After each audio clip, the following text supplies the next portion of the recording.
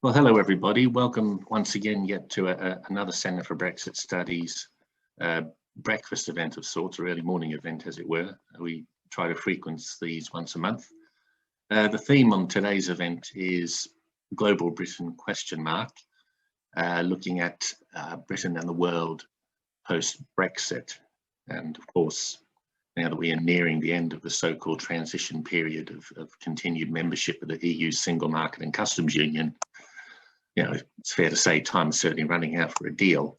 But we want to look beyond that and try and think around the issues going forward, of course. And in that regard, the all but assured presidency of Joe Biden for the Democrats come January the 20th, it potentially is a game changer, you know, certainly given Biden's well-known views on Brexit and the Northern Ireland peace agreement. So within the context of all this, we have three very exciting speakers for you today.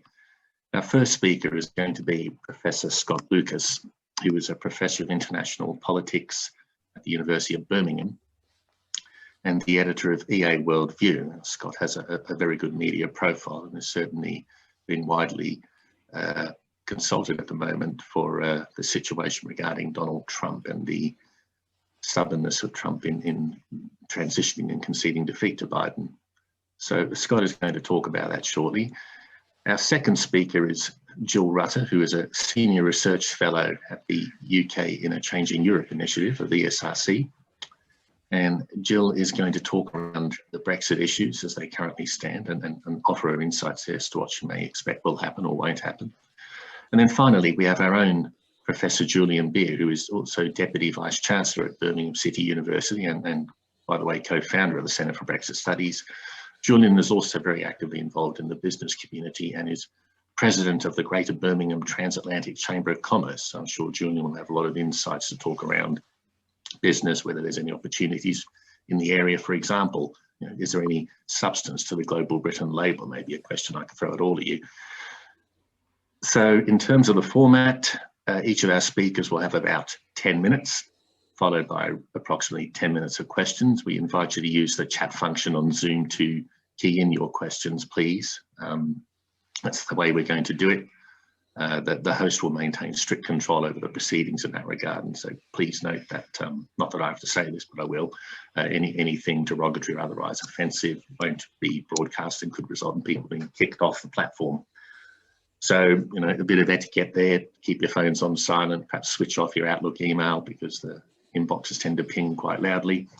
And in terms of the anticipated participation today, I'm informed by our comms officer, Beth, that we have 100 people registered for this event. So quite a mixture there, including some journalists from the press worldwide, and I guess a mixture of academics, business people, and the general public. It's a fairly broad spread there. So on that note, then Scott, I'm going to hand over to you, please, to kick off the proceedings, as it were. Thank you. Thank you. Let's just make sure that I'm unmuted. And yes, there we go. So I didn't make the rookie mistake. And there you go. Hey, folks, thank you so much for inviting me here. I've followed the work of the center with great interest, sort of been a lurker for quite a while. So to be able to join you and toss around some ideas or at what you might consider, as the Chinese would say, these interesting times with the convergence of the changes in the US. And apparently I've heard about a December 31st deadline that supposedly is important for some respect over here. Maybe we'll discuss that. I wanted to start off, I'm just going to take about 10 minutes to put out a couple of ideas, and then I look forward to your feedback and your responses. I want to start off with three quotes very, very quickly. The first one is from the incoming US Secretary of State, at least from January 20th, Tony Blinken, Joe Biden's pretty much right-hand foreign policy guy for decades. This is from 2019, so last year. Blinken said of Brexit, this is not just the dog that caught the car. This is the dog that caught the car, and the car goes into reverse and runs over the dog. I think you folks are the dog in this scenario. It's a total mess.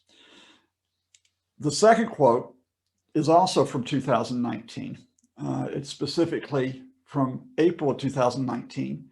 And it occurred when there was a bipartisan delegation, both Democrats and Republicans, congressional delegation, that toured the Republic of Ireland, went to the north, including the border area, and then came across to London.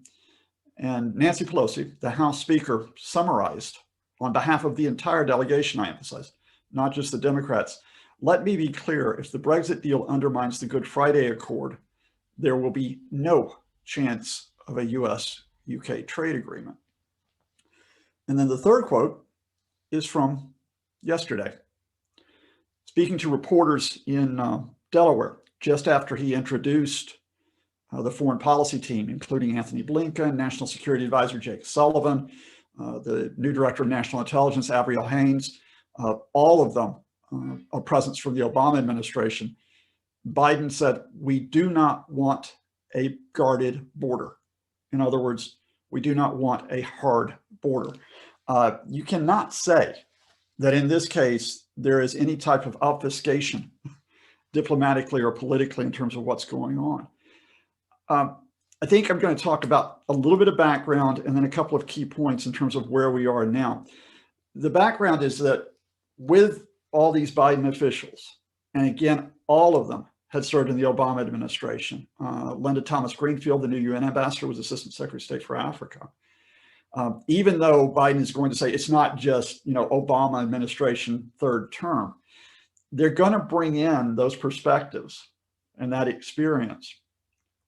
And although a lot of people talk about the Asia pivot in Obama's policy, it's simplistic and it ignores the point that the underwriting principle, which was restated yesterday, is that you look to multilateral relationships, politically, economically, in terms of security, intelligence, that you look for not just bilateral relationships, but you look for groups that you can work with.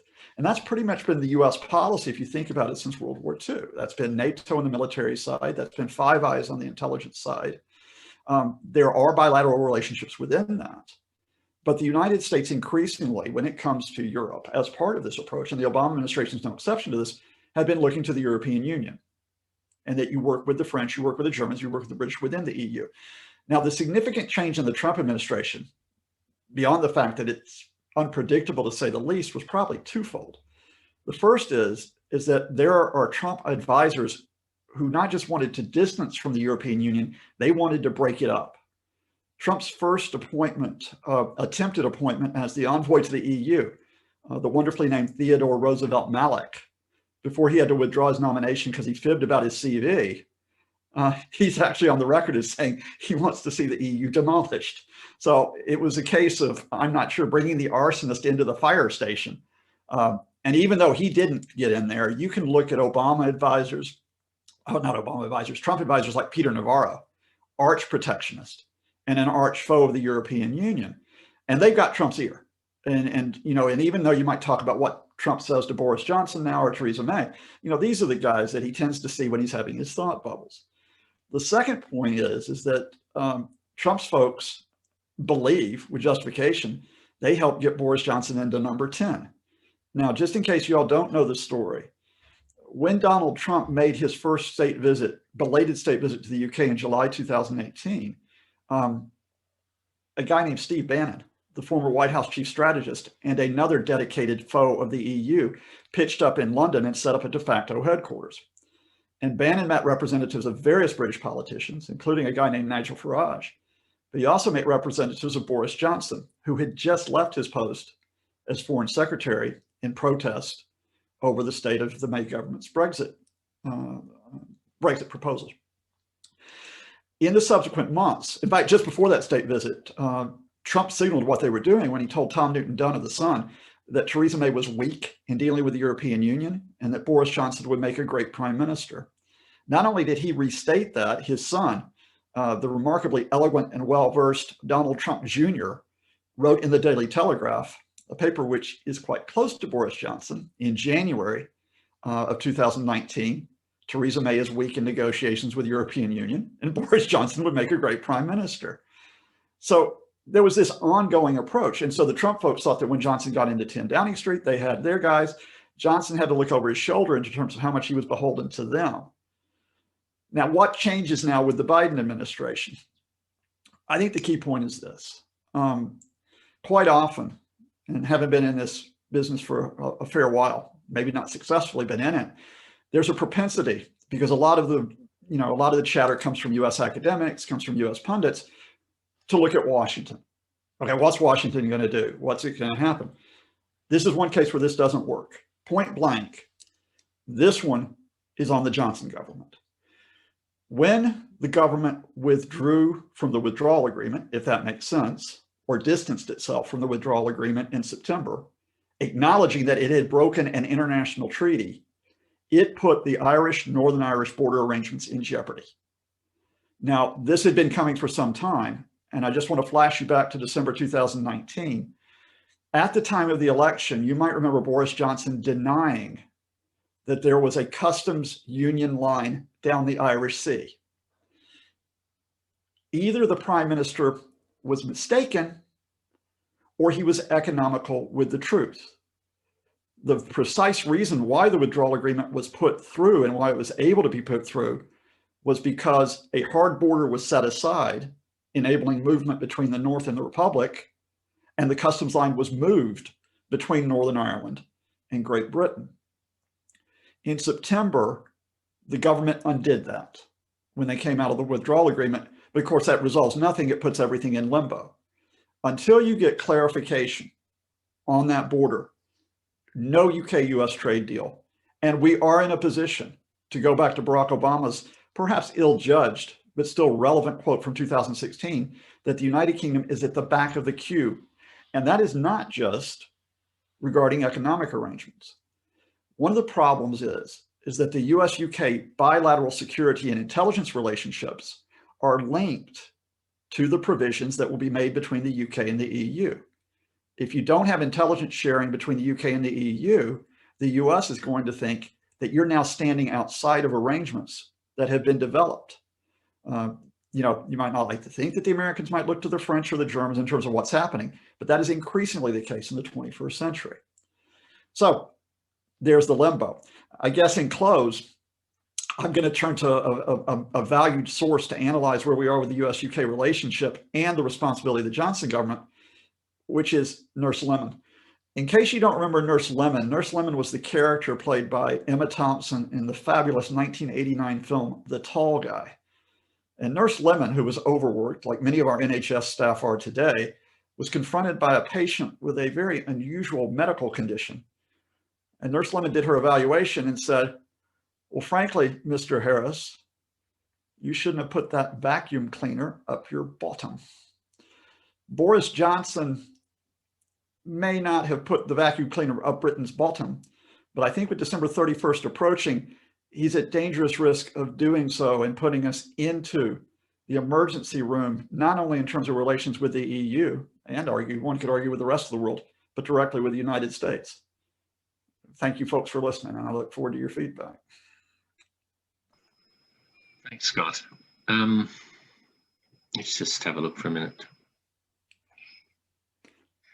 We invite you, any questions, folks, please bring them forward. I notice we don't have any questions broadcasting yet, so of the 100 of you registered out there, be quite happy to hear your thoughts right now. Scott, you feel free to ad-lib a bit longer while we come in for this. I'll be honest with you, you've got my bid. I'd be happy to move on to the next speaker. That'll give us more time for Q&A at the end. And, okay, fair enough. Yeah. In case I put these folks to sleep, I think I'll leave it to Jill to wake them up, okay? I don't think so, no, but thank you very much. Okay, all right, Jill, but quite happy to move over to your good self then, please.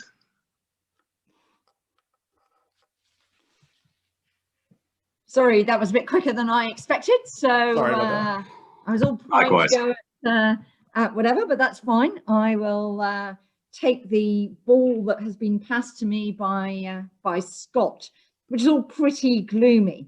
Of course, I would say to start that the UK hasn't actually broken the withdrawal agreement yet. The Internal Market Bill gives it powers to do so, to break international law in specific and limited ways, in the immortal words of Brandon Lewis, the Secretary of State for Northern Ireland. Those clauses are not currently in the Internal Market Bill, of course, because they were taken out by the Lords during its stages there. So at the moment, the UK is not in breach of international law, but clearly the possibility that it will has raised eyebrows.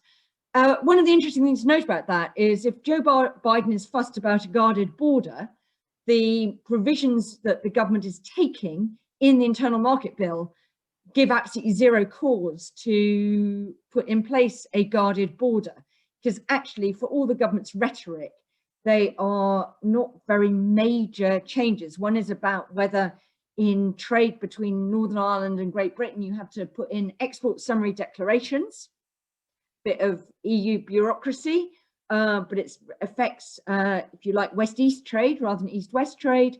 The other one it does is disapply some of the reach back of state aid provisions in Article 10 of the withdrawal agreement and of Article 10 of the protocol. The big thing, and we might know more about it this afternoon, is if the government really did take powers, which it was going to take through a finance bill, to disapply tariffs if there is no trade agreement. And that is the thing where you could see the EU, not the UK, the EU deciding that actually it couldn't let tariff-free goods troll over an unguarded border. There is no prospect that the UK government will put in a hard border. The decision will be for the EU and for the Republic of Ireland. So just a bit of context, she said there. Nonetheless, I fully take Scott's more underlying point that from the point of view of a Biden administration with their concerns about the Good Friday Agreement and propensity in terms of that to actually see a lot of this through the sort of, eyes of the Republic of Ireland, arguably rather than the unionist community in the North, this is not a good look and a very bad starting point for UK-US relations going forward. But anyway, I just wanted to clarify a bit since I was given a bit of time there, she said. Do we know whether there'll be a deal or no deal? No. Do people in Whitehall know whether there's a deal or no deal? Well, somebody might, but we haven't yet found the person who does. Does Boris Johnson know? I don't think we actually know whether Boris Johnson knows or not. There are stories that only Lee Kane, who left his job as Director of Communications in the mini bloodbath of 10 days ago, could make Boris Johnson make a decision. Stories are that Boris Johnson decides based on the person he last spoke to. So the question we may be all asking is whether Carrie Simons wants a deal or not. So we don't know. The truth is, deal or no deal is going to be very disruptive because the sort of deal that the Johnson administration is now looking for, presumably with all the slightly pluses on Canada that the Johnson administration were looking for on services, will be a very thin deal. If you all remember the Michel Barnier staircase that was presented a number of times in the early stages of the talks, we are very much at the bottom of that staircase. This UK government, different from the Theresa May government, prizes regulatory autonomy über alles, above all. So it therefore is looking for a deal which implies minimal alignment with the EU. That's the rounds we're having now over level playing field, over governance and the EU's scope for retaliation. But it also means that inevitably businesses will face a lot of border disruption. One of the calculations for the Prime Minister is if you take that disruption is inevitable at the new year, is it better for that disruption to be a consequence of no deal, the EU being completely unreasonable, wouldn't compromise, impossible people to do business with, or is it a consequence of your triumphal deal? Because we know if the Prime Minister does lead a deal, it will be the best deal ever.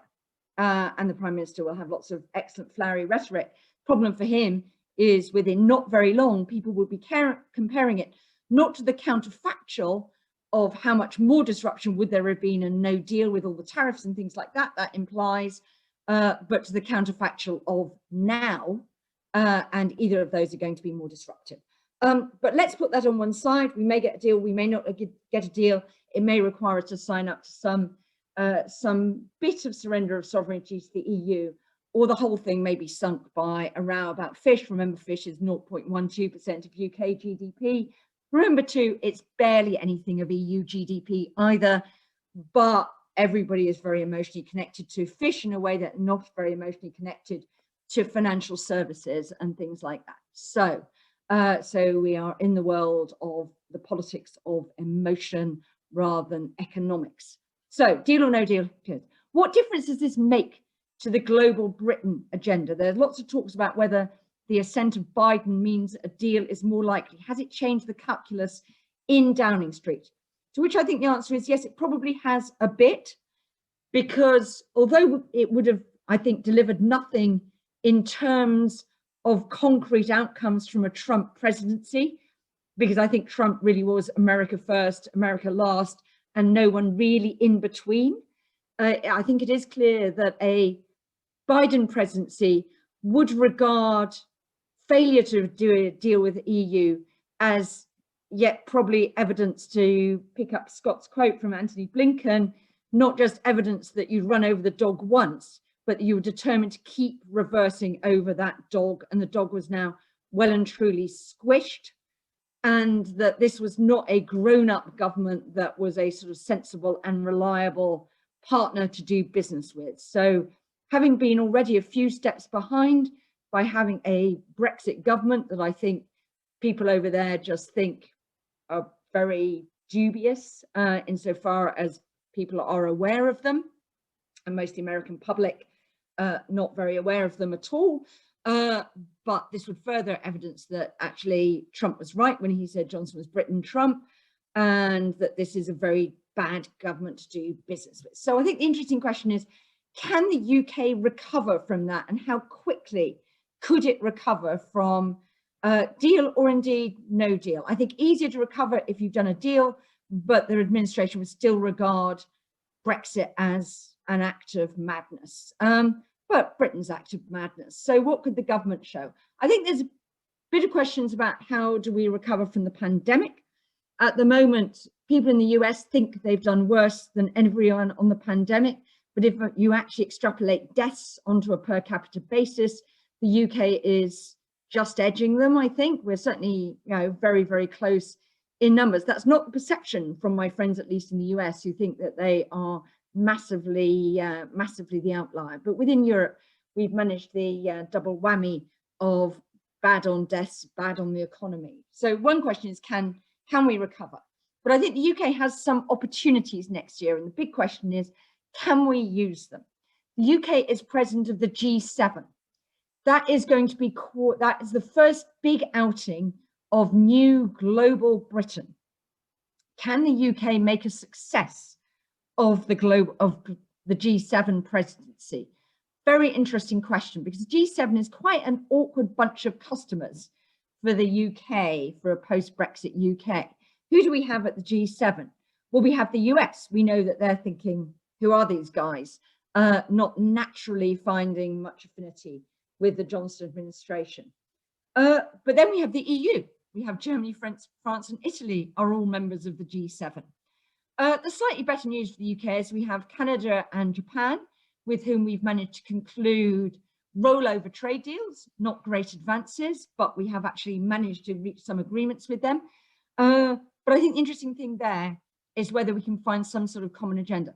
And actually, if you put Brexit aside, the UK government's foreign policy priorities are actually much closer in many ways, I think, to a Biden administration. The UK has been big and remains quite big, despite Trump, on rules-based international system, even if, rules in some respects are for wimps. We believe everybody else should obey the rules in the international system. We're pro the WTO. The Trump administration was notably hostile to the WTO. Indeed, the WTO is the rescue card that many of the Brexit supporters want to play as the way in which you should govern world trade. The Johnson government stuck up for the Iran deal, even as the Trump administration was pulling the rug from under it. So I think there are quite a few sort of issues, and we've just upped our defense spending. We're committed to NATO. Having a Trump administration that was NATO hostile, I think, wasn't a natural position. But I think the interesting thing, and this is where I'm going to bring my remarks towards the close, is there is an issue which is top of the UK's diplomatic agenda if we can ever get the bandwidth for it, where the Biden administration offers a big new possibility of a potentially successful year end for global Britain, which is climate change. One of the interesting differences between right-wing politics in the UK and right-wing politics in the EU is that climate change denial is a fringe sport in the UK in the way it is much more mainstream in Republican politics in the US. The government committed last year under Theresa May to a net zero target for 2050. Last week, the Prime Minister announced his 10-point plan. The UK is about to announce its new nationally determined contribution in the run-up to Paris. The Johnson government desperately, desperately, desperately needs a success in Glasgow 2021 to show that global Britain is still a significant international player. The Biden administration offers whole new possibilities there. I think the really interesting challenge the Johnson administration is, can it rise to that? Having Alok Sharma, the business secretary, as the part-time president of the COP, I think is not the way to do it.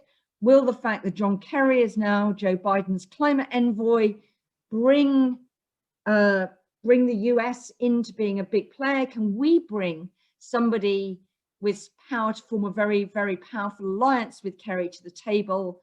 The UK needs the EU too. They are the people probably closest to us instinctively on climate. So we need someone who can work effectively with the EU and is prepared to work with the EU as an institution, as opposed to just with individual member states, and who can actually bridge to China.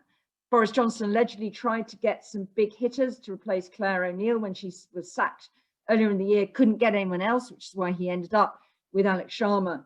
I think it'd be very good if they could find somebody else who John Kerry can do business with to do that. So I think there's some possibilities. I think the UK needs long-term to think about what's its strategic relationship with the EU. At the moment, we are, if you like, building up our capacity bilaterally within the EU, but reducing it in Brussels. I think that's a mistake in terms of influencing longer term. But in the longer term as well, there needs to be a bit of thinking on the EU side about what strategic relationship does the EU want with the UK. You can argue through the Brexit negotiations that the EU has won all the tactical wars in terms of stopping further exits, protecting the single market and the customs union. But I think when we see what sort of deal we end up with, and we know the EU is very disappointed the UK didn't want to have foreign and defence policy cooperation as part of the overarching agreement. Michel Barnier said that repeatedly. At the end of the day, actually does, wherever we end up, offer the chance for real strategic relationships between the UK and the EU, as well as the US going forward. And I'll end there. Thanks, Jill. Thank you very much for that. I think what we'll do is, Julian, if you're okay with it, we'll go straight to you. We have questions coming in now, but perhaps if we do that, and then we'll have a chance to field questions to all three of you, if that's okay. Yeah, no Thank you. Thanks, Alex.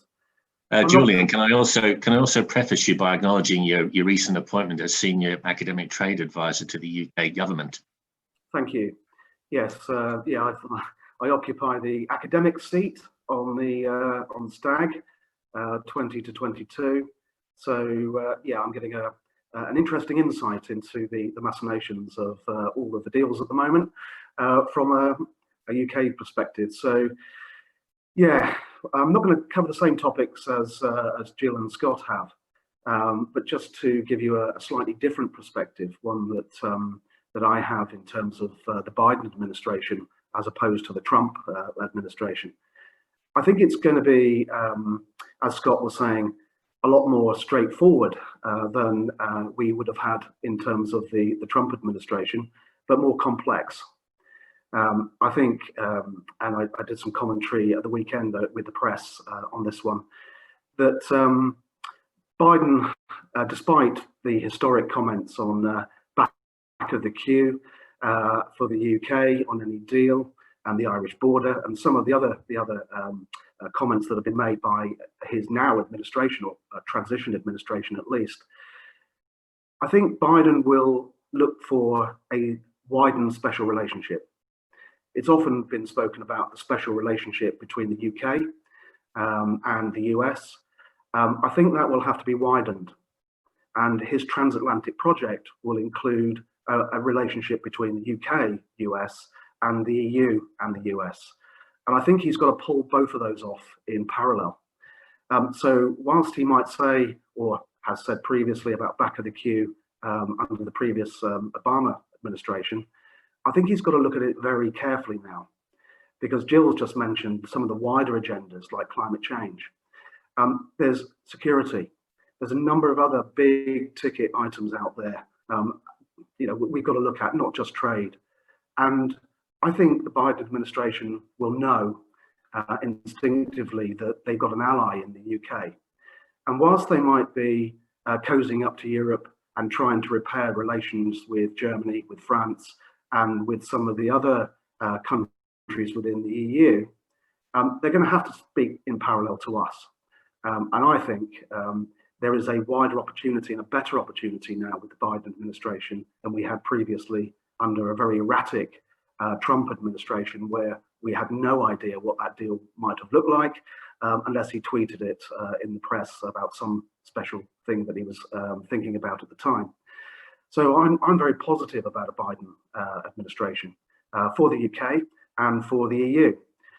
We might be the errant child in those discussions, which he'll have to bring in and reprimand and give us some real strong advice. But I think it's in the US interests as well as the EU interests that we get a deal between the three of us and we become a special relationship as the UK and the EU with the US. So I'm quite positive, but I am an optimist. So we shall see what happens with that. On the wider global Britain agenda, as I think Jill mentioned, Canada, we've got a rollover deal with Canada, and we've got a decent deal with Japan, which can be gone back to. We're currently in negotiations with New Zealand and many other countries around the globe for deals. So I'm quite optimistic about the future, but the caveat is what happens at the end of this month. Deal or no deal, or a non-negotiated deal, as I hear the civil servants mention frequently. If that actually happens, then we're in a very different ballgame than we are if we actually get a deal with Europe. Is that likely before Christmas? I sit in very different circles. I've heard nothing, as Jill mentioned, positive or negative. No one's actually saying anything at the moment. So we might have a surprise just before Christmas and a deal's announced, but I'm not holding my breath on that one. I think it probably will be a non-negotiated deal, and then we need to look at our relationships very, very carefully. Also, not just the States, but there's a number of other opportunities out there. I do a lot of work with the Indian government, and they're very much looking forward to talking to us about the potential of a deal with India, and that's on the cards at the moment. So I'm positive, but there is a long way to go in this, and it's going to be a very complex set of discussions and negotiations with the UK, the US, and the EU. But as a global Britain agenda, I think we've got lots to play for. It was interesting yesterday, though, the comments from the Bank of England about the worst economic crisis given COVID. That adds to the complications in all of this in terms of how we approach things. And I think COVID at the moment is more of an issue than trade negotiations with the US and the EU, and how we bounce back and how we recover.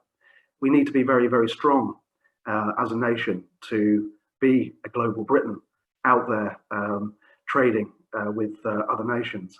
So I think, in any deal or non-deal, repairing and coming up with solutions to infrastructure in this country and some of the other challenges that we face in terms of the economy. There's going to be significant unemployment. there are a lot of instruments at the moment in the EU that we utilise as a nation. So, like structural funds for skills, for training, and for infrastructure projects. I'm really concerned, more concerned about the deal with the US at the moment, about what the replacement funds are for ESF, ERDF, and some of the other European funds that are out there that could actually repair our infrastructure and move us on. So, I mean, this is a very complex and interesting time. I think we've got to get our house in order in terms of any replacements if there is no deal. And there's been very little discussion about what those replacement funds look like. So I think generally optimistic, but I always am, and recognizing there are some complex negotiations to come. But the Biden administration doesn't worry me as much as it clearly worries Scott. Thank you. I'll draw it to a close there, and happy to join in the debate with Scott, with Jill, and with the other participants. Julian, thanks there. Thanks for those insights as always. I'm going to come to participant questions shortly, but I thought I might just pick up on a comment on what I read the other day in the Guardian in terms of the current state of negotiations. Jill, I might direct this comment to you first of all, but the quote was, well, the reported text was quite, I think, incisive in that it stated the UK, of course, has an insistence that it needs to be able to set its own environmental, labour and social standards without any prior approval, which of course remains difficult, as does the definition of the current standards from which both sides say they will not regress. The details of the treaty's dispute resolution system is also proving hard to thrash out, with the UK wanting fisheries to be outside any sanctions regimes. Now, from the perspective of the UK official, although there has been some progress in recent days, there is much work to be done and time is now very short. We now need to see more realism from the EU and what it means for the UK to be an independent state. So moving beyond the level of that rhetoric, then there are two things come out of this. One, the UK's seeming reluctance to embrace some notion of dynamic regulatory alignment. And if I interpret this correctly on the other side, from the EU's perspective, why would you offer a zero tariff, zero quota trade agreement to a country that wants to regress and thereby engage in some form of undercutting? To me, a trade agreement is not possible if you regress away from dynamic regulatory alignment. Jill, do you have any thoughts there? Well, I would say non-regression and dynamic alignment are different, and actually the EU recognised that in the political declaration, because on environmental and social standards, it was only looking for non-regression, i.e. not reducing below current standards. On state aid, it proposed, though it's moved away from this, I think realising that this was undeliverable, it proposed dynamic alignment, i.e. the UK would follow changes in EU rules. The bit that the UK particularly doesn't like is that they think the EU has modified its ask on environmental and social standards. And remember, that's what they put in. The non-regression was what they made Theresa May sign up to as part of the deal with the EU-UK customs area, which was in the Northern Ireland backstop. It wasn't any form of dynamic alignment, nor did it have this ratchet thing, which is what the EU is now asking for, which is that if either side raises its environmental and social standards, it then has to not go back below those new higher standards. That's why it's called a ratchet. So you can only actually move environmental and social regulation in one direction. I think the interesting other part, though, in what you've just said, so I don't think dynamic alignment and non-regression are the same. That's a boring way of saying it.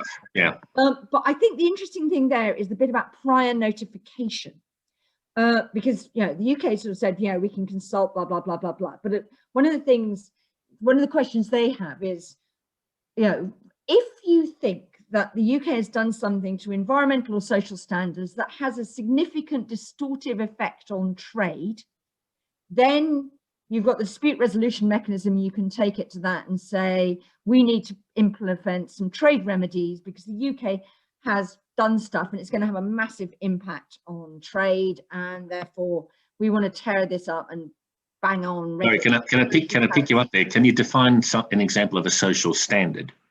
Social standard, things like labour laws. So say, one of the things that's always been deeply disliked in the UK is the Working Time Directive. So successive governments of both stripes have tried to oppose the EU Working Time Directive, which basically says you can't oblige employees to work more than 41 hours or whatever it is.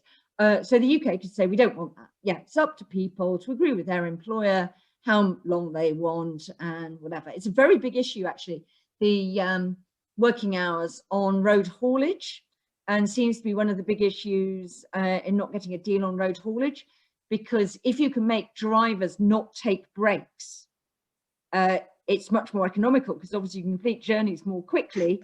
Unfortunately, you have these worn out drivers careering over in juggernauts, so that may not be something you necessarily want to let in to your things. There's lots of talk about level playing field conditions for allowing the UK more favourable access to road haulage. Obviously something that wasn't a big feature of the Canada or Japan deals that the EU did. So there aren't that many trucks driving over from Ottawa to Orleans or whatever you like to say, whereas there's a lot that go cross channel. So it's those sorts of things that the EU has been worried about, or yeah. But the UK would say in other areas, we're well above EU standards. Holidays, we're quite a long way above minimum standards, lots of sectors. Maternity leave, we're well in excess of those standards already. So one of the questions on some of these non-regressions is it actually from the EU minimum, or is it from the current UK standards? So I think they can do an agreement on that. If I don't think it should be an absolute world beat.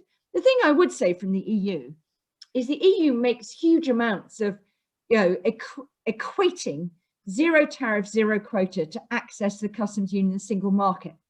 And that is just rubbish. We all know that for most sectors, non-tariff barriers are much more significant than tariff barriers. And actually non-tariff barriers, British firms, you just see some of those eye-watering figures for the cost of the red tape they're about to have to encounter to do business as usual, even in a deal, which is one of the reasons why we say a deal would certainly be very disruptive in the short run. And you think, that is not, Michelle, that is not single market access. If it is, the single market has been a rubbish project over the last 30 years, and it hasn't been a rubbish project.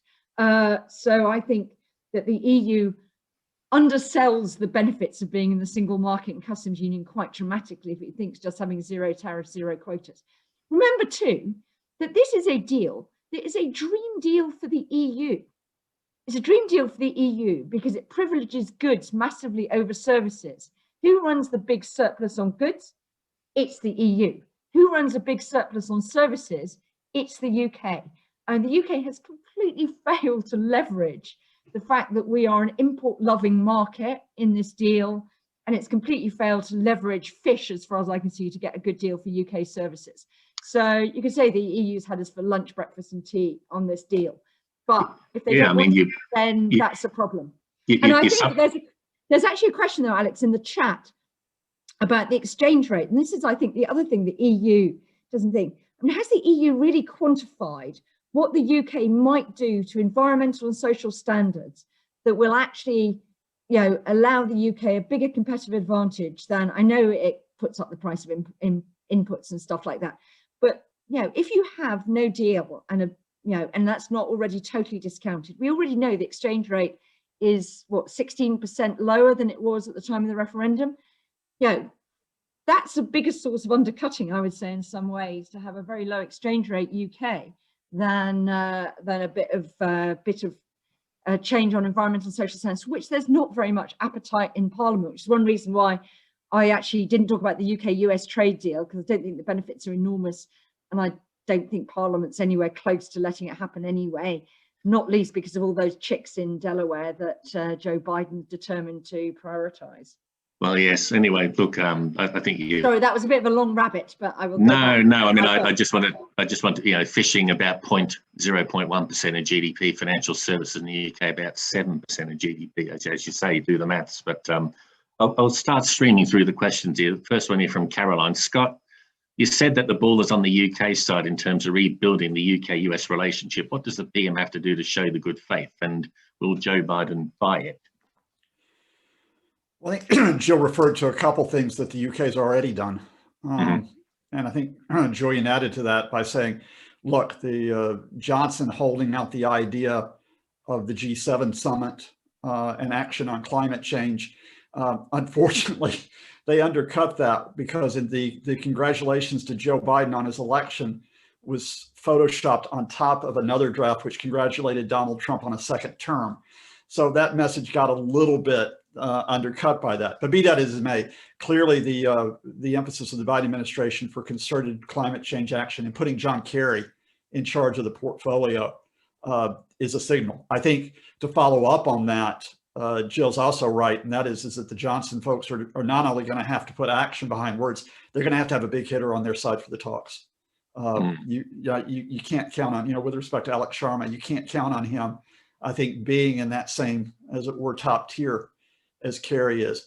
I think the increase in defense spending, I think it's interesting. I think some people may have missed it, but I think that was, again, another branch to Washington, which is you can count on us post-Brexit, and look at those folks in Germany who have not increased their budget enough in recent years, and off you go. And I think to an extent, the involvement in something such as the renewed approach to Iran, if Biden tries to get the US not back into the 2015 nuclear deal, but at least into negotiations, that's all there. So you've got those to play. I think the broader issue, and I think this takes on some of Julian's points as well, is that you've got assets. You've got the assets of the institutional relationship. I mean, the bedrock of the special relationship, or at least a close relationship, since 45, it's not at the level of president and prime minister. It's not at the level of, those people who tend to come and go. That's important.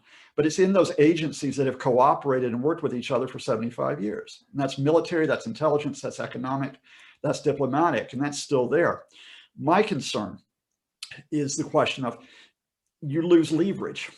You lose leverage, especially if you have a no deal after December 31st.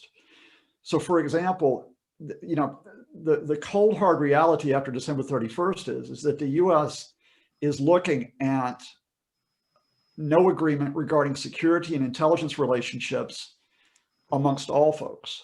And for the UK to go back and say, well, you can make arrangements with us and you can have your arrangements with the Europeans, but we haven't reached them, even with a non-negotiated deal. The Americans are going to have question marks about that. They've gone through enough instability in the last few years with the Trump administration. They're going to want to see something which is a little bit more secure than that. And on the economic front, point blank, the EU, whatever you think about its negotiating position and whether or not it's handled this correctly, the EU is 27 countries with a relatively large bloc and an economy which is much more of a market and offers much more in terms of global sway than the UK does. And the UK is not going to be in that position for two reasons. One is it's going to take time to get trade deals with a place like India or to expand deals with Japan and Canada. The EU is already doing that. And secondly, just as the Biden administration is going to have to repair the damage of the last 4 years, the UK is going to have to deal with the economic shock of a no-deal Brexit. I do think that if you get a deal, and I'm touching wood, that if you get a deal in the next few weeks, it changes everything because it gives the Biden administration clarity on where you go forward with the UK and the EU. But even trying to fudge something as a non-negotiated deal after December 31st, you put yourself into a very, very uncertain position. Indeed, and on that point here, just pick up on a comment here from David. The cross-channel customs exercise yesterday led to a 5-mile tailback in Kent. Was this just the French demonstrating what could happen if there is not a satisfactory deal, or is it the shape of cross-channel trade from the 1st of January either way? Jill? There will be tailbacks. I mean, you've got people who are not used to systems. I mean, the French border is, the UK has said it wants a world-beating border because everything here has to be world-beating by 2025. Their model of what that world-beating border looks like is the French smart border now. So yes, there will be problems and tailbacks and stuff like that, deal or no deal, because you're introducing new sets of paperwork, new formalities. Formalities take longer than just waving things through, which is what you basically do, single market and customs union. Yeah, I mean, whether they're 5 miles, 20 miles or whatever.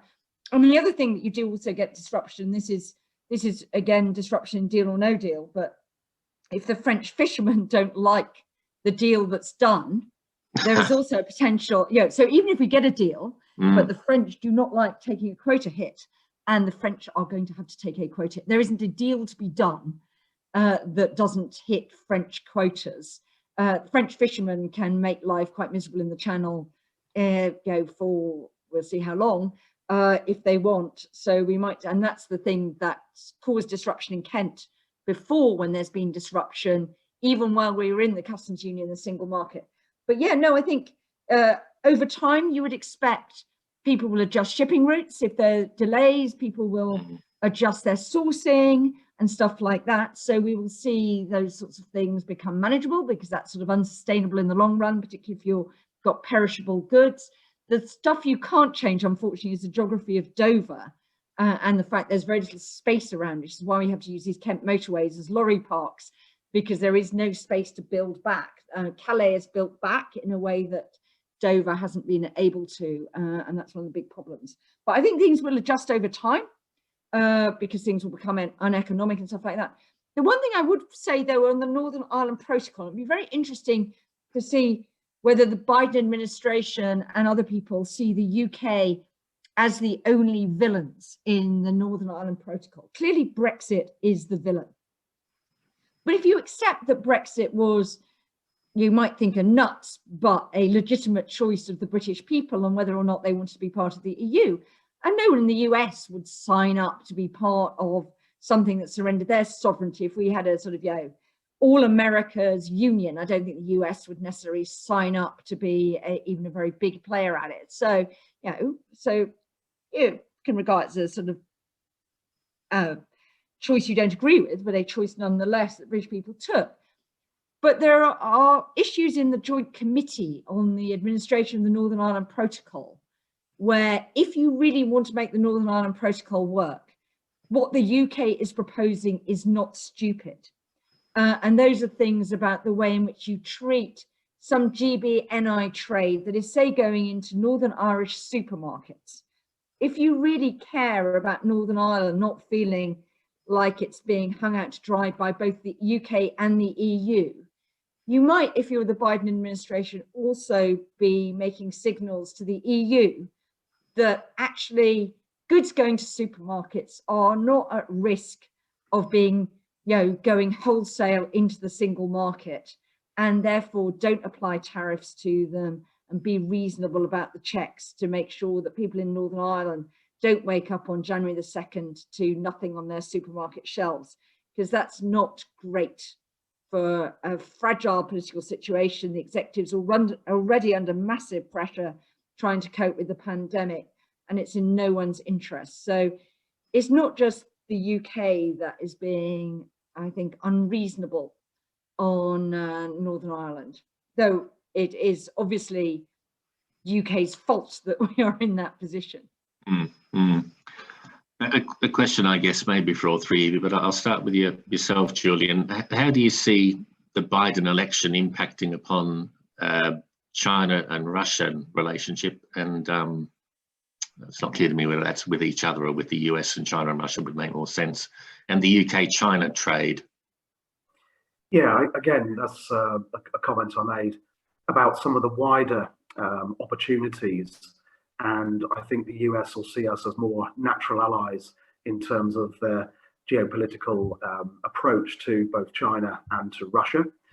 And I think we'll be closer to the US in terms of the approach to China and to Russia than some of the EU countries would be in terms of negotiations and their approach in general. So back to Jill's point just a moment ago, having Biden there, he's a seasoned politician, a really good bureaucrat. He's surrounded himself with people that know what they're doing. I think he can be a really effective umpire here in terms of negotiations between the UK and the EU, and take off some of the edge of what might have happened if it had been the previous administration, well, the current administration of Trump. So yeah, I think the US will see us as more aligned allies in any approach to both China and to Russia, and as Scott mentioned, Iran and several of the other nations out there. So yeah, that's I think a positive, and it will help in any negotiations we have with both the US and the EU. Okay, Scott, any further thoughts there? Yeah, I think it's a possibility, but it's part of the wider question. Let me, I guess, take on both what Julian and Julian have just said by looking, for example, at Tony Blinken. Tony Blinken's going to be the Secretary of State. Jake Sullivan's going to be National Security Advisor. Both Blinken and Sullivan were instrumental in the second term of the Biden administration on everything from the 2015 nuclear deal, which of course was negotiated by John Kerry, who's now the climate change envoy. Sorry, you meant Obama administration, didn't you? Sorry, Obama administration. Yeah, sorry. Still getting, still trying to get caught up here. It's been a bit of a rough 4 years. So Kerry, Sullivan, Blinken were all there, but you have to realize that Tony Blinken, for example, someone who was raised in France, who's spoke eloquently yesterday about his family's heritage from Europe, someone who is very much devoted in terms of that US-European cooperation, and you hope that UK is part of it. But Tony Blinken doesn't necessarily see this as UK first, nor does Jake Sullivan that go in there. In other words, you're talking about cooperative efforts. So for example, if you apply it to the Russia situation, and we take like a specific case, the 2018 case where the Russians tried to assassinate Sergei Skripal, their former intelligence officer, and his daughter in Salisbury, the US agencies were having to deal with a Trump who did not want to take any punitive measures against the Russians over that. And so you had to work with the Europeans and with the UK to try to get measures, for example, through the EU in parallel with the United States. Now, the problem is when the UK comes outside of the EU, that process becomes much more difficult in approaching the Russians. I think the Chinese is a little bit different because clearly the US is looking at China with a whole variety of perspectives. And the Biden administration, I think, is almost going to reset on China policy. They've admitted that the Obama administration didn't recognize the challenge enough, but of course, they're not going to go down the Trump route. But when you talk about from Iran deal to Russia, say, for example, the question of the Minsk arrangements in Ukraine, it's the EU that's at the forefront there in terms of negotiations, and the UK winds up being on the side after December 31st because of that. Let me just add one more thing about just to answer a question that Jill put about the perspective on Northern Ireland. And I'm not doing this to be mean to the government. I hope they do well here, but I just want to be very clear-eyed about this. Yes, the American politicians, most Americans in the key circles up there blame the UK. You have got to realize that. You might say that's unjust, but if you look at what Tony Blinken said last year with his dog car analogy, what he was saying effectively is the UK chose to do this. So the onus is on you to make the satisfactory arrangements. In other words, we got an expression back home: if it ain't broke, don't fix it. Well, the UK broke it. And so now they got to kind of fix it. And I don't think it's just Tony Blinken that thinks that. And I'll like just add one thing in terms of that perspective on Northern Ireland. The emotional investment of the Americans in the Good Friday Agreement, because it was seen as Bill Clinton and his folks were vital in bringing that about. And the attachment of people like Nancy Pelosi, who was in Congress at the time to that, you cannot underestimate that. And what really concerns me about that idea of, all right, we can work all of this out after December 31st and bring this in is, and now I've got to declare a bit of an interest here. I work at University College Dublin with the Clinton Institute, named after the former president. And a lot of that work has to do with Irish officials. And the point of view of Irish officials is that what they faced over the last few years, they say it's changed in the past year, but what they faced over the past few years is that they were having British officials who were going into Brussels or going into dealing with them, thinking that the British line was the one that everybody would have to follow. Now, that may be unfair of Irish officials to say that, but what they were portraying is that British officials through 2016, 2017, 2018 were ill-judged not only in how they saw the situation, including where the Americans were, but they were ill-judged in how they presented that. Now, hopefully that's eased off within the next year. But again, I just have to put it to you, it's that cliff edge on December 31st that is vital if you talk about where we go with Europe or with other parts of the world. Yeah, I think Biden himself was quite instrumental in the peace process, wasn't he? Inviting Jerry Adams out to the US despite UK government opposition at the time. Absolutely. And remember, let me just remember one other quote. And I think he was joking, but there was an edge to what Biden said. But the day that he was confirmed, in fact, it was probably moments after he was confirmed as president-elect, you know, by the networks. You may remember a BBC reporter tried to catch him and ask a question, said, "Mr. Biden, I'm from the BBC." And Biden turned around to him and replied immediately, "I'm Irish." It's not completely a joke. No, you kind of, you know, you would hope, I suppose, that it was tongue in cheek in that sense, but you're right. I mean, there was a sort of pithiness and an edge to it. But yeah, it was just to tease us out a bit further. Would you agree, perhaps, that in the UK there's too much of a focus on the office of the President of the United States and not enough on the other arms of government, particularly Congress? I don't think that's true, and I'll be interested in what Julian and Jill say. I don't think that's true in Whitehall. So I think that's very clear that, you know, they have worked with U.S. agencies and they've worked with congressional delegations of various stripes for many, many years. My concern is that I think everybody is kind of up to speed on it, but the perception which may have been left by the way that Boris Johnson came into office is that he had tilted the deck a little bit because of this. Remember the date of that visit, which was not only Pelosi, it was also a guy named Richard Neal, who's chairman of the House Ways and Means Committee and is extremely powerful, as well as other Republicans. I can't remember if Peter King was on it, but Peter King, of course, is an instrumental congressman from New York. You know, that was April 2019. So that was in that period when we were looking at who was going to replace Theresa May. And that was, I mean, they could not have been more forthright, both in the statements and in the symbolism, because they were on the border when they said it. You have got to maintain security, and not just security in terms of the details, which Jill has pointed out, but in terms of the presentation. You've got to maintain security over the border. And if you don't do that, then frankly, we are lined up against you when it comes to a UK-US trade deal. And that signal was being sent, of course, not just to London, it was being sent to Dublin. And right now, Dublin's very, very much feeling like they've got the Americans behind their back, which actually means I want to throw a question back to Julian and Jill, if I may. The Irish Taoiseach, Michael Martin, said this week that he thought a draft deal would be coming out soon. But Julian was saying something far different. I think Julian and Jill were both saying something far different, that they don't see that draft deal coming out soon. Is that right? Guys, would you comment? Maybe Jill first. Yeah.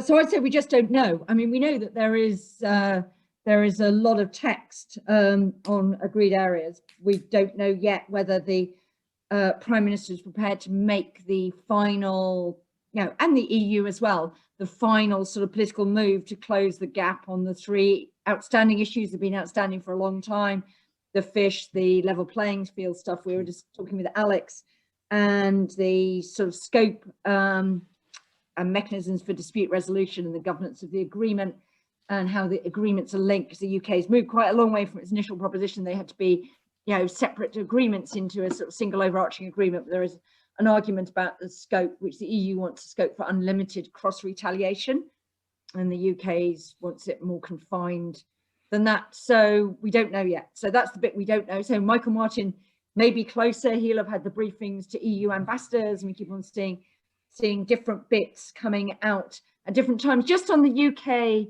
efforts in the US, I mean, the UK's biggest diplomatic presence is in Washington.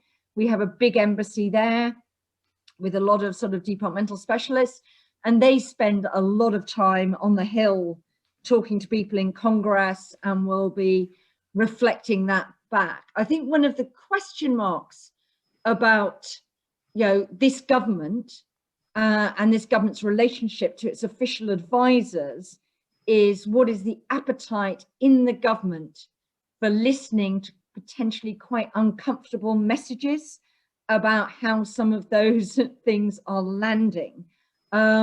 And that's been a repeat thing through the Brexit process. It's really interesting. If people are interested in sort of civil service and Brexit, there was a set of exchanges last week. What week are we? It's Wednesday.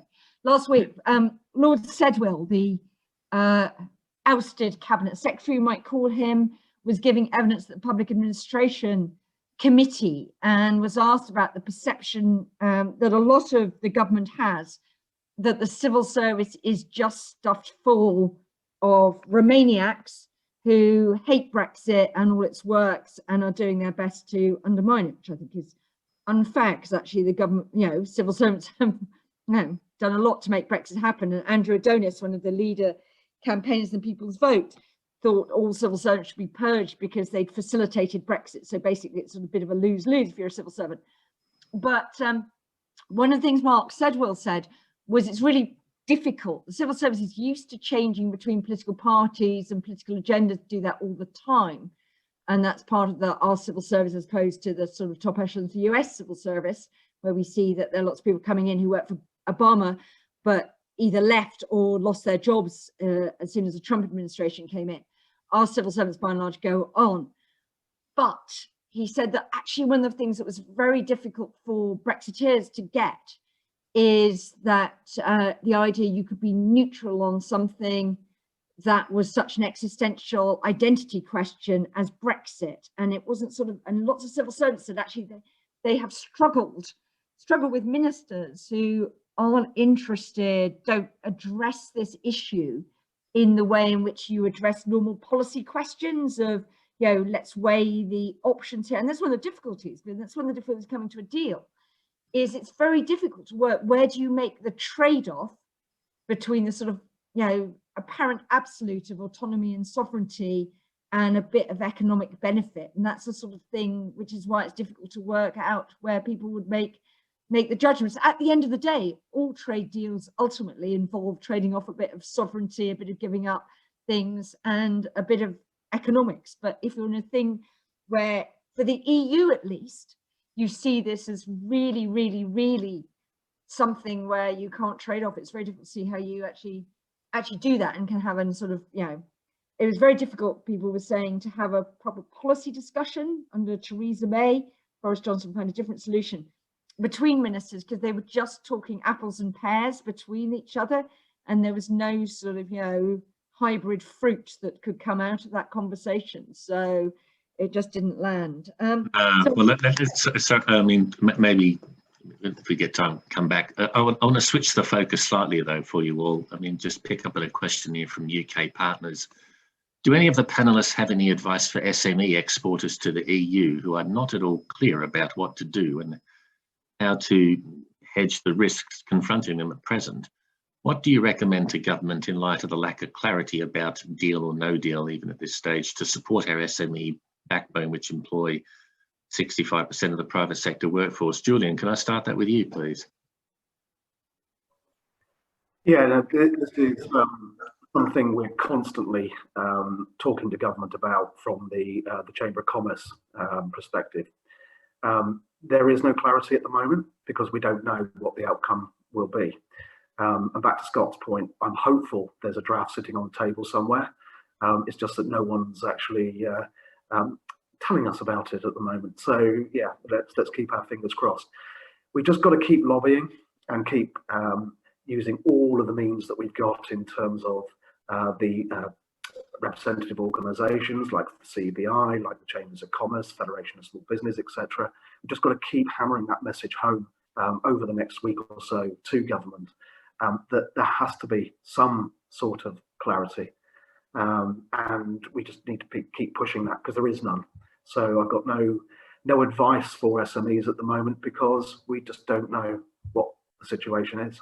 Well, maybe could I turn that question on its head then and say, if the best case scenario is a deal for goods, which eliminates tariffs, then to pick up on Jules' point, you have all the non-tariff barriers largely still in place that come with exiting the single market. So on some things, I would have thought it's quite clear that you're going to face increased checks, customs declarations, sanitary checks, phytosanitary checks, changes to the VAT regime. These are all surely things that businesses should be thinking about now, because they to all intents and purposes, look like they will be the new reality after on the 1st of January. Absolutely, and there is really good advice there for those circumstances from the chambers, from others that can actually help businesses get their heads around what the likely outcome is going to be for certain parts of this. But the reality is there is no clarity at the moment. I mean, someone mentioned, I think it was Jill, services. That is something that's been really underlooked in terms of the impact on services and our economy. It's a very strong part of our economy. It's less clear on services than it is on goods, even in the Japan deal, for instance. And with Canada, if you look at digital and digital trade, you look at some of the opportunities there that have just been rolled over at the moment with the current arrangements with the EU. We need to get some really clear guidance on digital trade. So, yeah, what advice have I got? Use all the outlets that you possibly can if you're in a small to medium-sized enterprise. There is some good advice there on the knowns. I don't want to go into the Rumsfeld thing, but there are a lot of unknowns here still, and we just need some clarity on that, and just keep lobbying. Yeah, I mean, I would have thought for an SME in particular, small business, networking is vital. So if you're not a member of a business organisation such as a Chamber of Commerce, you really should think about joining one. Yeah, absolutely. But also, if you go on to the Chamber's website and others, there is free advice there, even if you're not a member, and that's freely available. DIT, again, have got some really good advice on this. So just use every channel you possibly can. But absolutely understand how difficult it is for businesses to make clear decisions at the moment. Jill, Scott, anything you wish to add there? I would just say it could be worse in the sense that if we were going for something like Theresa May's deal, there'd be really big differences between what you would need to prepare for. I mean, if you want to stay in EU regulatory agencies, stay aligned. We do know at least some of this on the customs. You need to get registered for customs if you're not registered already, and things like that. So we do know some of those basics. The other thing I would say that SMEs need to take account of, we talk very much about all these sort of border checks, but the other big change, of course, is on the ending of free movement and the very different arrangements that anyone who is just recruited from the EU faces if they can't source all their local labour, all their labour needs locally. The need to become a visa sponsor, register with the Home Office, and the on costs. I mean, the real problem I think has been that there is a lot of uncertainty, but I don't think it's been helped by the fact that the government has been so determined not to mention Brexit in its communications, with the New Start, you can watch those ads and not realize it's anything to do with Brexit because Brexit's done. Political choice, Brexit was done on the 31st of January, but we all know it's not really done yet.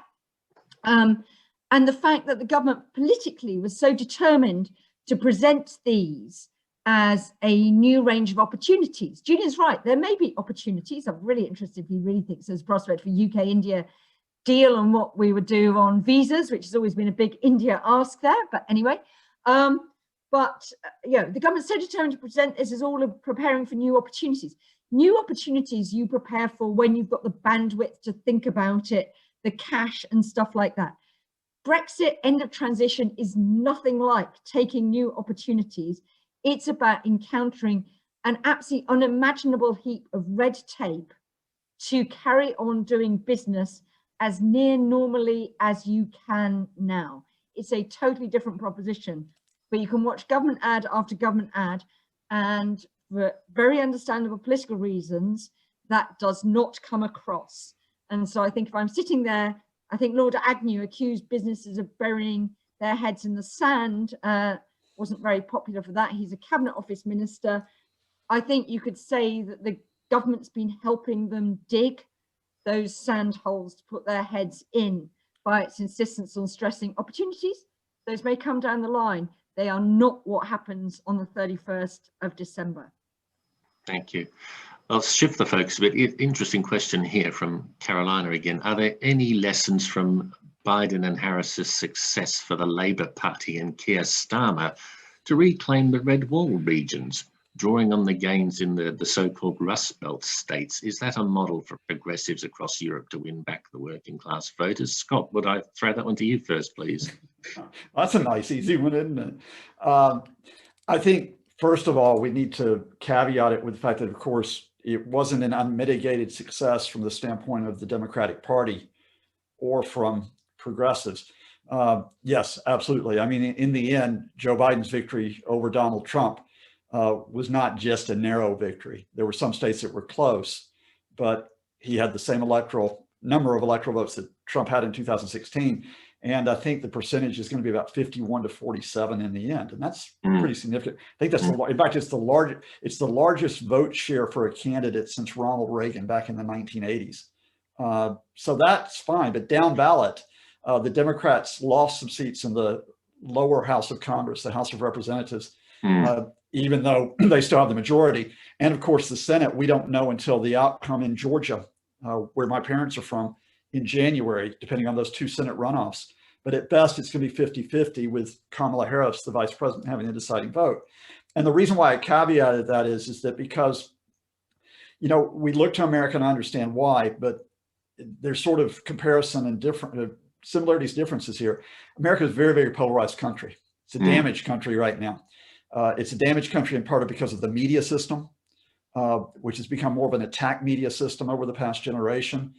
It's damaged because the rejection of bipartisanship, and I have to say largely by the Republicans since the 1990s.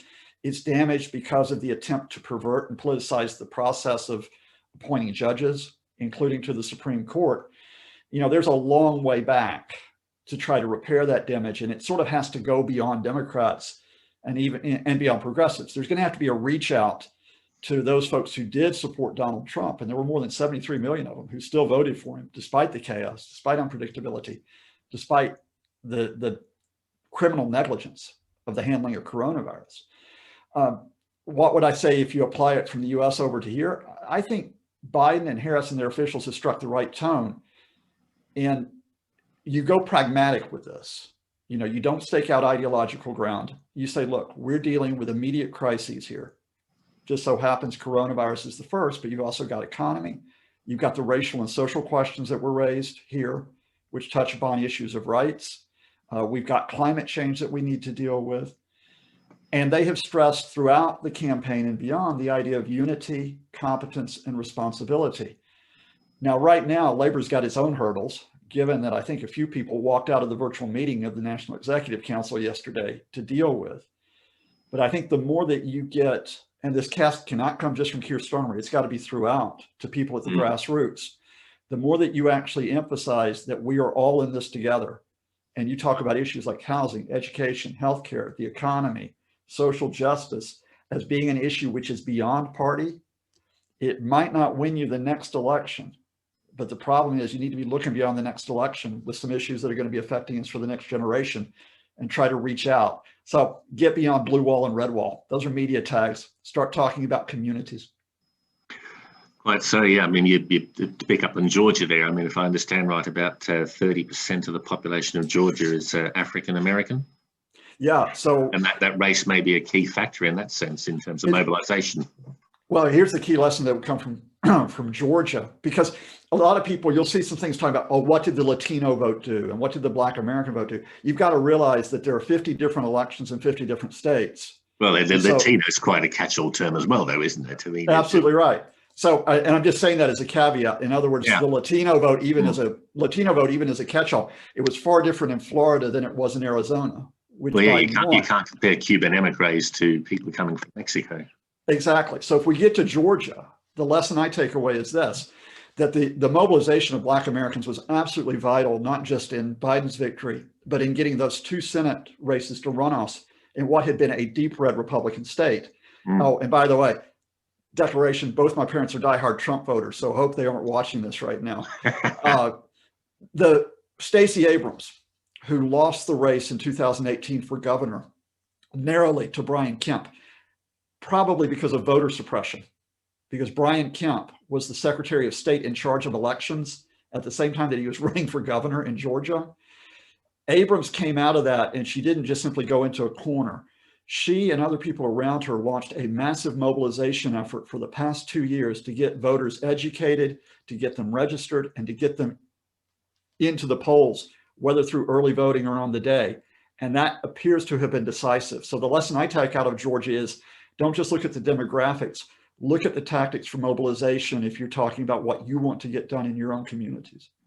Yeah, I mean, that obviously has a resonance for Labour, where they were widely criticised for it last year, but seem to have done it well in 2017. I'll just pick up on one more thing here from the US question from Graham. Was Dominic Raab wasting his time holding meetings in Washington with the Democratic Senator Chris Coons from Delaware, who was tipped over leading role in the Biden State Department? Scott, any quick thoughts there?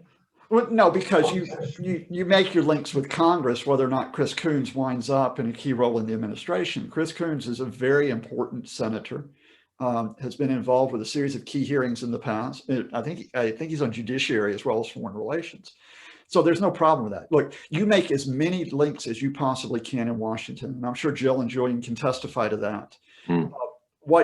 Two things is what you don't do is you don't prioritize one basket of eggs, if you will, over another. You make sure that you're reaching out to Republicans as well as Democrats, that you're working the House as well as the Senate, and that you look at key state officials who are vital in terms of that question you had on where business goes. California's got the 5th largest economy in the world. So, you want to be dealing with people like Gavin Newsom, especially when you link that, go further, who's one of the biggest proponents for climate change action, which you want to tap into if you're the Johnson government? Gavin Newsom. So you distribute yourself widely. And secondly, you try to quietly get name recognition. I think Jill will testify to this because I'm going to steal her line from our prep earlier. A lot of people in America don't know who Dominic Raab is, right? And to do that, you can't just simply say, I'm Dominic Raab. By the way, remember when I posed with my wife on the front page of the Times newspaper when I wanted to be prime minister? You've got to say, I'm Dominic Raab, and here's what I bring to the table working with my officials. And I'm sure that's probably what he's doing, but that's the type of effort where it's got to be beyond a one-on-one meeting with Raab presenting himself personally to a number of meetings with Raab and his advisors, all working this and not working it from just a Brexit first position. You got to be able to listen as well as to present your case. Indeed. Look, I'm conscious of time, and I know, Jill, you've got to head off at 10:30 anyway, so I'll throw this one perhaps to you first quickly. Another one from Keith. The government talked up in 2016 great potential for Commonwealth trade in a post-Brexit environment. Do you really see the percentage of our total exports to the Commonwealth currently at 9% increasing significantly over the next few years, or indeed our imports from them, to the extent it can be possible to be quick in response? No, I mean Commonwealth and Australia and New Zealand in particular were the big losers when the UK joined the EU, and we ended imperial preference or whatever it was called. Julian will know more about this than me. They suffered very severe shocks to their markets. They had to reinvent their economies and reorientate themselves. They were quite lucky that they could reorientate themselves to a growth area that was called China, which happened to be much closer. Well, initially Japan, but then China. You're right. Yeah, I mean, those two they basically went to Asia and discovered Asia, which was very helpful because in a lot of trade, proximity works. I think so it's Commonwealth. If you could pull off India, that would be good. But as I mentioned, I'm very interested. Julian thinks that's a possibility because there's always a thought that the UK was the blocker on an EU-India deal because of our reticence to lighten up on visas, which are one of the big demands for from India in any trade deal. The UK wants to develop, I mean, the UK's notion, and it'd be very interesting to see whether it actually can do this, is that there is something, and Julian will know more about this than me from his position on STAG, is the UK's idea was always that the UK could do better deals for the UK than you would as part of the EU because we have a different economy, and that there was quite a lot of scope for trading EU agricultural protectionism. UK could be more open on agriculture and use that to leverage our services access. There are big question marks, I think, from people on the extent to which really you can open up services markets through trade deals. I think it's a very big question mark on the US, where a lot of the regulation is actually at state level. I mean, you say people saying, why don't we have mutual recognition of professional qualifications with the US?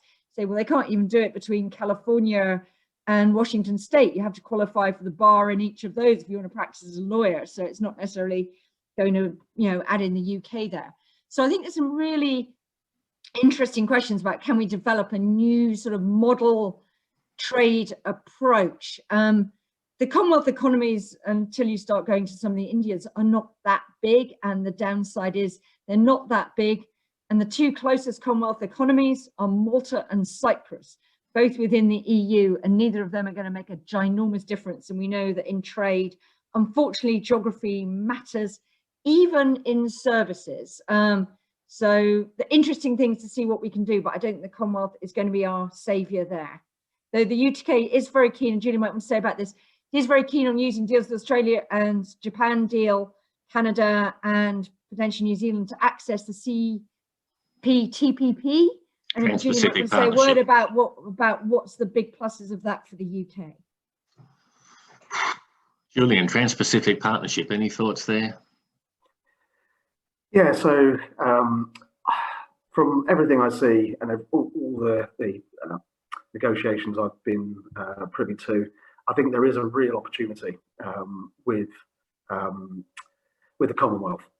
Talk about India. I mean, if we've got a 2-year work study visa, which means now Indian students coming to the UK are starting to outweigh Chinese students coming to the UK. There's been real flexibility in terms of the National Health Service, for instance, in terms of training and bringing Indian health workers over to the UK to then return with qualifications from the UK. I think it's loosening up. I think it's going to be a really interesting opportunity for us. And I don't want to use that opportunity phrase because Jill was so critical of it just a moment ago. But it is an opportunity, I believe, in terms of the Commonwealth. But it's not the only deals we need to do. It is, it's not the be all and end all, but optimistic about those deals. And back to what Scott was saying about influence in the US, one of the things that our business community needs to also do is not just lobby our own government about clarity, but also use their supply chain, their network of relationships with the US and their business communities to make representation for us. We are both very important trading partners. And if I be very parochial and look at the West Midlands, we've got a trading surplus in the West Midlands with the US. We're one of the only regions in the UK. And that's down to advanced manufacturing, it's automotives, it's a whole range of things that we do that we're really entwined with supply chains in the US. So a bad deal for the US with the UK will hit the US economy as well. Not markedly, because it's small in comparison to what they do with Europe and elsewhere, but there is a vested interest from the US business community. And I'm doing a whole set of chamber chats through the British American Business Council, and I'm talking to a group in Chicago on Monday evening about the opportunities that are there, but also the relationships we currently have. And we've got to use our influence, whether it's political, whether it's trade influence, business influence. We've got to use that very cleverly, as Scott and both Jill were saying, in the future. We've just got to get ourselves out of the hole we're in.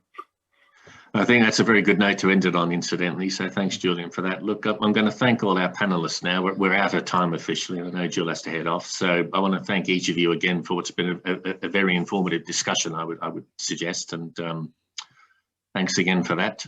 Moving forward, we will have another session next month, which we've provisionally titled New Borders or New Opportunities. Of course, we will be very close to exiting the single market and customs union by then. So I imagine we should have some clarity in that regard at least. So join us again next time, and thank you very much for participating, everyone. Thank you. And thank you to Bethan and Poppy for the technicality support. Thank you very much. Thank you. Cheerio. Thank you. Bye.